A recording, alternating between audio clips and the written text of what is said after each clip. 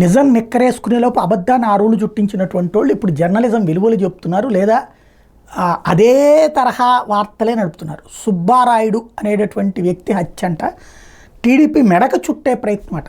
సుబ్బారాయుడికి ఆ రెడ్డికి మధ్యన గొడవలు ఉన్నాయట, ఆర్థిక గొడవలట. ఎవడు చెప్పాడు? శ్రీనివాసరెడ్డి చెప్పాడా, లేకపోతే కనుక సుబ్బారాయుడు చచ్చిపోయిన ఆత్మ వచ్చి చెప్పిందా?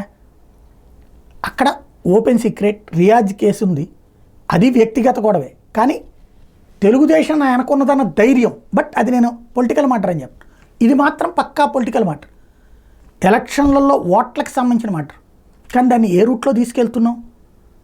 జర్నలిజం అనేటటువంటిది చేతనైతే నేను ఈరోజు వరకు తెలుగుదేశం మీద చేసిన ఏ దాడిని సమర్థించాల, ఖచ్చితంగా తప్పుని తప్పే అన్న. వైఎస్ఆర్ కాంగ్రెస్ పార్టీ మీద జరిగే ఏ దాడిని నేను సమర్థించను, ఖచ్చితంగా తప్పే అంట. దాడిని దాడి అందాం, మానవత్వం మీద దాడి అందాం, వ్యవస్థ మీద దాడి అందాం, నిద్రపోతున్న పోలీస్ వ్యవస్థను మేల్కొల్పుదాం, పోలీస్ వ్యవస్థ పోలీసులాగా పనిచేయమందాం, చట్ట వ్యవస్థలు చట్టంలాగా పనిచేయమని చెప్దాం, నిద్రపోకుండా ప్రభుత్వాలు పనిచేయాలని చెప్దాం. అది మానేసి దరిద్రంగా కవర్ చేసుకొస్తే, అడ్డదిడ్డంగా కవర్ చేసుకొస్తే ఖచ్చితంగా బూతే. తప్పుడు సమాచారాలతో తప్పుడు వార్తలతో తీసుకువెళ్ళటం వల్ల ప్రయోజనం ఏంటి ఆలోచించుకోవాలి.